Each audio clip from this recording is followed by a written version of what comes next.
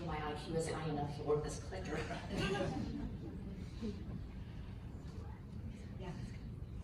So while he's getting that, I just wanted to say thank you for this opportunity. I'm actually not going to tell very much about what happened at our particular meeting, because my assignment is to tell you how things went, how things have gone a year out. So we had similar experiences to you, but I'm going to skip those, if that's okay, and go on to tell you the result over a year now from what happened. So first, before I do, oh, there we go. Okay, I just need to give you a little bit of history about Pachyonychia congenita, because it will make sense of what I'm going to say in a minute. It's important to note that PC is ultra rare, it's isolating, it's extremely painful. I have PC, I'm in pain right this minute, don't feel bad for me, just donate, not a problem. It's embarrassing. A lot of our patients deal with shame, they hide it, no one has a clue, and currently there is no effective treatment for PC, and I have to say yet. So that said, oh, did I just go way too fast? Okay, so that was it, PC, right? You got it? I knew I couldn't control that, so as long as you got those down, that's good. So with that said, starting with that meeting, okay, it's just got a little lag. A year out, well, the very first thing, starting with them, and even a year out, it empowered and it energized our PC community. So when you understand that it's isolating and there's nothing out there for them, for the first time ever, our patients could proactively do something on their behalf. So they were very excited about that. And interestingly enough, a year later, we were enrolling or helping to recruit for the first major phase 2-3 clinical trial for PC. And ironically enough, it was the people that attended that meeting in person, either on the panel list or just happened to be in the audience, who signed up first. And I thought that was really cool. But it was a very energizing experience for our people. And, you know, we've got a registry, and I don't want to make it sound like they're not great, because they're fabulous. But it was really a cool thing to do something proactive. Another thing that was kind of an unintended consequence of this meeting was we learned some new things about PC. You know, we thought we knew it all, and we realized that there were two significant challenges that PC patients deal with that create additional discomfort and pain. So it's already a really painful thing. And so just with some of these surveys and polls and people talking about how they deal with their PC, we realize that they have this deep itch under their calluses that kind of just drive them crazy, makes their feet bleed because they scratch it so badly. So when you talk about PC, you don't typically say, oh yeah, it's that disorder that makes you itch so much. But we did a post survey as well, and 69% of our patients talk about this horrible deep itch that drives them crazy. Another thing that came out was, and I don't have a good name for it. We call them these neurovascular-like structures. We don't know what they are. All we know is that, you know, patients chop their calluses down, and if they hit one of those, they about go through the ceiling because it hurts so badly, and of course they bleed. And I chose two extremes. One on the right is just, you know, not so severe, but it's still bloody and it hurts like crazy, and it adds so much additional pain, and another one that's a little more severe. So that was new for us. We never had that, we didn't know, and we have 62% of our patients that deal with that. So we learned something new. It's unpublished data. Anybody want a paper? Anyway, another thing, of course, is the whole reason we're rare. We don't have a treatment yet, so the whole reason for this meeting was to prepare us for clinical trials and drug development. And so what we did, we passionately educated our key stakeholders, and that includes FDA. We had 42 key officials pipe in, either by webinar, and I think we had about 24 in person. And it was really important to say that PC is a disease characterized by chronically debilitating pain and a mobility deficit, not just a skin or a nail disorder. It's totally named wrong. Pachyonychia means thick nails. That's not it. It's such a small part of PC. And this is cute little Allison. She was very typical of PC patients, especially children who run out of steam. The other thing that's happening even today is it continues to educate stakeholders who are key influencers in advancing novel therapies for PC. So, and that includes, of course, FDA, industry, clinicians. Joyce Tang was there, scientists and investors. And just kind of an interesting thing, we are in a clinical trial right now, And to train, our trial coordinators have used clips of the FDA meeting to train the trial coordinators, especially those that aren't as familiar with PC. Again, we're ultra rare, it's very important. So, and kind of a funny thing is I know they've shown clips and even the whole meeting to investors who did plunk down some money for them. And my philosophy is if it can help a corporation plunk down to get some money to run a clinical trial for us, so be it. Use the videos, it's fantastic. And I just have to point out cute little Riley there, she's 18 years old. Well, she might be 19 now, but she was a senior in high school at the time. She didn't use her wheelchair during the day because it was too embarrassing. But by the time she got home from school, she couldn't walk anymore, and so she would park in the driveway, crawl across the driveway, and yeah, did I say that? Park in the driveway, crawl over the cement into her house and crawl for the rest of the day. And so it's one thing to say PC hurts, but it's another thing to think about an 18-year-old girl who can't stand up and cheer at a basketball game, and all she really wants to do is walk a dog and not crawl across the pavement. So we're rare, PC is rare, and so our job too is not just to attract people, but we want to win their hearts. And we hope that through this meeting and through the use of things like the video and hopefully the voice of the patient report, that we continue to win hearts. I'm almost done, I promise. Patients inform senior FDA officials on the most important aspects of PC. And this was kind of interesting. It aided in the development of a novel PC-specific clinical endpoint. And we talked about this, I think, earlier today, that PC is not a one-size-fits-all. We're weird, we're different, and it's hard to explain. And so using these things, that's what they did. So finally, oh, am I passing things on? Oh, I keep forgetting. Okay, clinical endpoint. And the whole point of this guy was they found out what really cared about this guy was he's just a dad with PC, and maybe something of meaningful treatment other than a cure would be that he could stand up and play with his son instead. So if you can't get a cure, what really matters to a patient? And we tried to make that and get across. Okay, gosh, someone should remind me to push the clicker.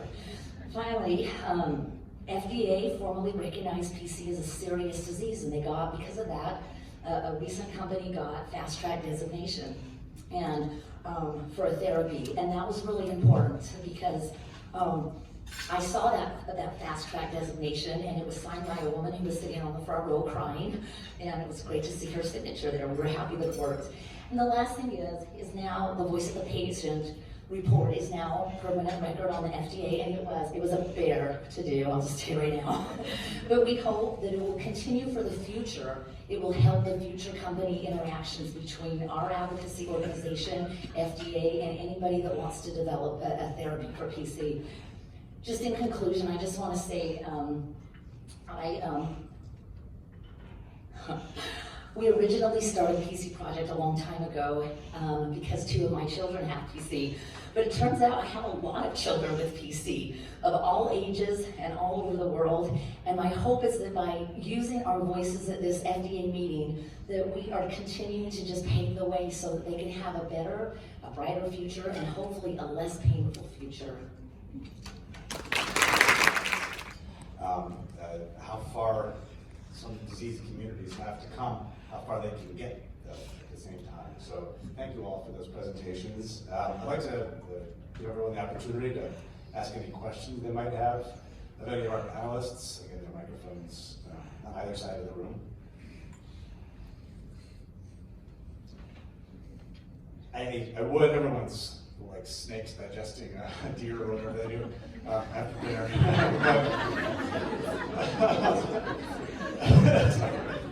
I do want to ask about, I mean, you all touched on this, but tangibly, how can an outcome or an event or something that took place through the course of this meeting, whether it's the lead up to a meeting, the conversation at the meeting, or afterwards, how did it or how could you see it being injected into the activities of a researcher like someone we have in this room today? I mean, is it something you're like, oh, hey, we have an idea, like, Jan, go publish a paper on it? I mean, did that happen? Or have there been efforts to really mobilize some sort of structured research behind some component of the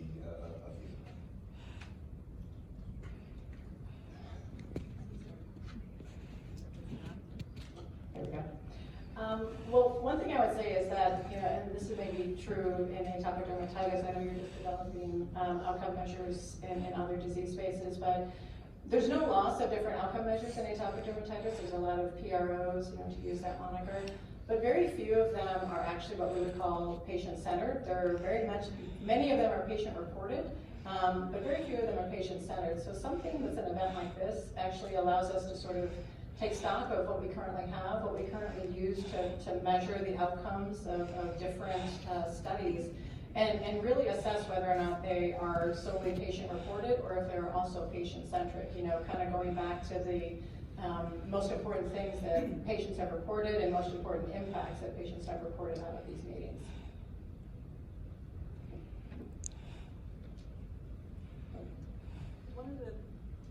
One of the things that it prompted us to do is we realized that there wasn't any, we did a literature review to see what's known, is there any quantification of the burdens that the patients found most impactful?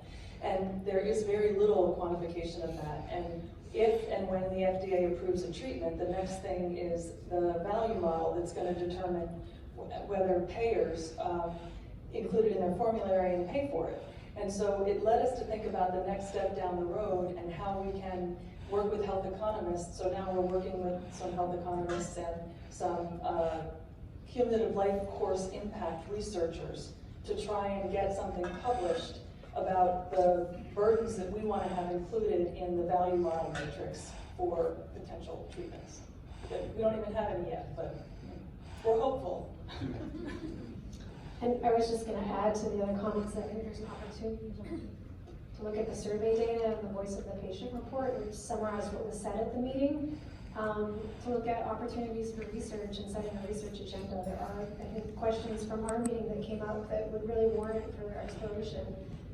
Symptoms, priorities, gaps that were identified through the meeting. So I think there's opportunities to sync up with groups like PeDRA to look at potential future research projects. And I think Mike's already said my part, which is great, but we did learn some new things, and I tease about the paper, but not really, because there's things that have yet to be explored than when we thought we knew it all. Another thing that we haven't really tapped into yet either is we didn't realize how many of our patients were suicidal, wanted to chop off their legs and their feet, and had literally asked doctors for permission to do that. We didn't realize how literally depressing so many of our patients were, and that's never really been studied yet in our disease space. That actually reminds me of one other thing. We heard so much about depression and suicidal thought, and we didn't realize how pervasive that was in our community either, and it prompted us to do a pilot study at the University of Minnesota with a behavioral health specialist embedded in the dermatology clinic for people with alopecia areata. It was a small trial, but the qualitative responses of the people was that they found it very, very helpful. Just normalizing that they really felt this was having a big impact on their lives. And so we hope that we can do a bigger study and include families, parents and children in pediatric clinics, because we think it would have great use there as well.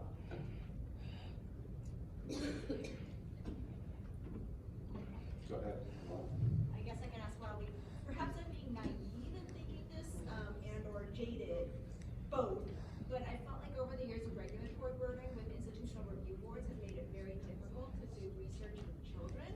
And I wonder if any of your organizations have done any advocacy work with pediatric hospital IRBs to perhaps convince them that they don't need to make it so hard for us to do research. Am I the only one thinking that?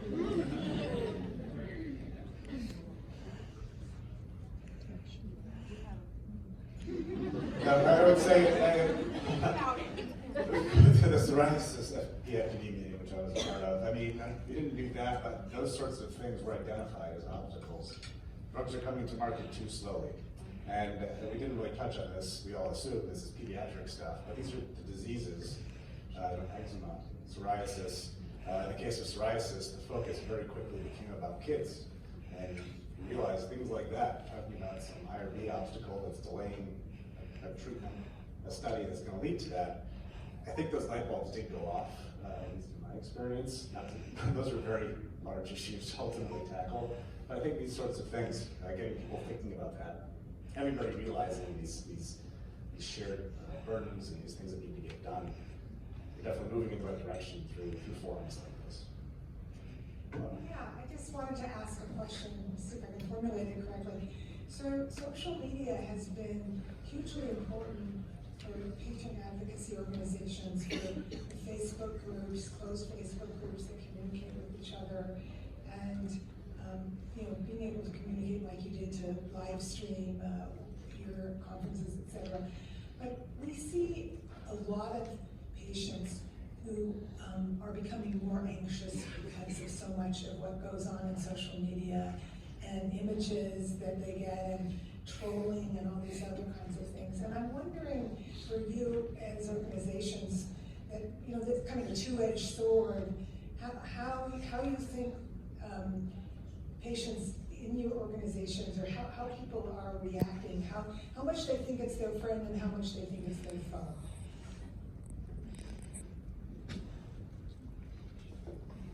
Give it a go. I think our patients feel like it's our friend at this point. The reason why is because we all are ultra rare. We have a public Facebook page. We have a public, what do you call that thing? Instagram. I was looking, what do we have? But we do have a very private Facebook page. You have to be in the registry. We have to know you have PC to get in there because of the shame and the embarrassment that's associated with it. And so, and you can be in there, not if you're just a patient, but you can be a caregiver, or a parent, a spouse, something like that. And so that is the place where our patients really let loose. Now, we had an experience a while back where there was I can't remember what it's called. It came out of the UK and it got a lot of press, and it was a patient. I don't know what he was, but he had a lot of callousing and he was shaping it off, and it was videotaped and it was posted. It went viral on social media. It had like 300,000 comments. And our patients really, they started putting that on our private chat. Some were just mortified. And so in that case, it was a foe. What was really interesting is I couldn't help it. I usually ignore stuff like that. I wrote a public response to the author, and for all of our patients to see it, and I just can't go through 200, 300,000 remarks, but I started in a few key places where there was a lot of people on threads. I don't know, it must have been a late night or something, and I couldn't sleep because I don't know why I ever do that, but I started putting little comments and putting our website there, and we actually got new patients out of it, which was kind of fun, but it was really fun because I was able to, the other patients kind of caught on, and they started, I could see them responding, and because we're such a tight-knit community, I knew their names, and I'm like, oh yeah, there she goes, and look at her respond. And so instead of going, oh yeah, this negative thing that all these awful comments are being made about how gross this disease is, instead they were powered and started making positive comments like, let me tell you what this is, and here's the website. Like I said, we got new patients out of it in our registry, so we're trying to twist it in the right way and use it as a more of an educational tool than a way to communicate. Yeah, and I was going to say we've had a very similar experience. Our Facebook group is closed, but it's fairly curated. So you need an administrator to kind of referee things sometimes. Our focus is on evidence and research, so a lot of the postings tend to be about that topic, which is more neutral. And then we have some guidelines that, we are focused on evidence and research. We don't espouse one approach versus another. And then in general, we're supportive of each other. It's lonely enough and difficult enough to be managing a child with moderate to severe eczema. We don't need to kind of turn on each other. So I think some of that norm setting helps. But I will say a similar experience. I don't know if many of you noticed, I think it was probably 6 months or so ago, Ellen DeGeneres on her show made a big joke about eczema. It was really hurtful to the community, and people were really organized on social media to speak up about that. And they contacted the Ellen DeGeneres show, and they were tagging her on Twitter. So I think it's a really great tool for organizing patients, actually. And for the most part, people support each other and connect and find a peer group through social media is our experience. And I am by no means the expert on NIA social media, but I will just comment to say that we also try to, use the community. They're very engaged on our Facebook community or Instagram and all of those, and we actually do try to use it as a pulse check for what the community is talking about, because it's helpful for us then to, through other channels, sort of provide some surround sound around some of these things, so that it isn't just, an N of one, someone saying something without any additional context, because there is a lot of variability, there is a lot of experience with different, different approaches, and so we want to try to provide for our community a sense of what's being talked about, but also a little bit of a reality check with if data is available so that they can make an informed decision for themselves.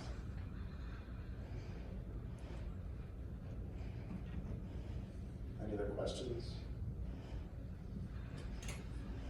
I think it's a good time to wrap up. Oh, is there a question coming? You don't mind? You don't mind?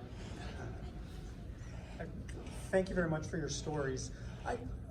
Did I misunderstand, or when your group is awarded one of these meetings, do you then get to go and raise thousands of dollars and organize everything and collect the data and write the paper? I feel like I doubly like a bit of a foreigner since I'm both a rheumatologist and I'm a Canadian. So, but could you comment on the burden that actually puts on these groups? That actually seems, it seems awful that you would be expected to put all this energy and effort into getting somebody who makes decisions to make a better decision. Am I missing something? To clarify a bit, it's on my part and I skipped over it. The first series of PFDD meetings was actually supported by the FDA, so we were invited and funded. There was still a tremendous amount of work through organizations that went through that. After that point, they made it available for external PFDD meetings where 3 people on the side of the table paid for their own meeting, were approved, and I can let them speak to the burden of that.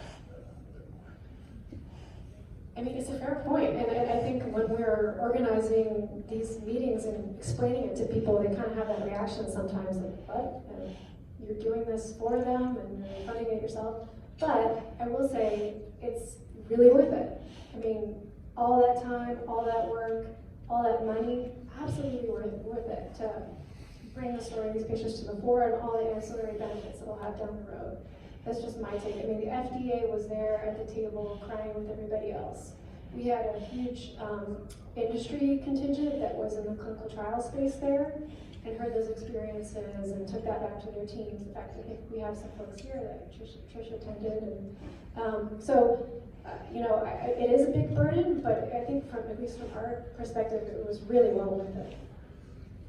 We actually had one person that sponsored us up to, I can't remember, but it was a big chunk. It was in the tens of thousands. We had another company that sponsored us the moderator's fees. And so we did get some sponsorships there. And I mean, we're cheap. We advertised, we have a registry, we have a fabulous patient registry, and we advertised first to the people that were closest to DC. And they came on their own dime. In fact, sorry, Jim, or anybody that might have paid for themselves, because if people could pay for themselves, we let them. I think we might have paid for Anna, I can't remember. No, we didn't. Oh, we didn't. See, Anna came and did and talked for us too. So we actually had patients that were eager to come, and they came on their own dime. Others that couldn't, we paid for them. We helped with that. But the biggest burden for us was not so much the money as it was the time. It was time, but it was still worth it. I agree completely. Thank you. And we had one that was FDA sponsored, which meant we had a tremendously short window to prepare, and we had no say in the voice of the patient report. And we also didn't have any input into the way they set up the disease from what they had read in scientific papers, which was all very old. I think maybe they don't get things until they're 10 years old there, I don't know. It was quite extraordinary. So it was paid for, and I think there might be more value in having more control over the meeting so that the FDA really hears what you want them to hear. I think with that, we'll set everybody free. Thank you so much.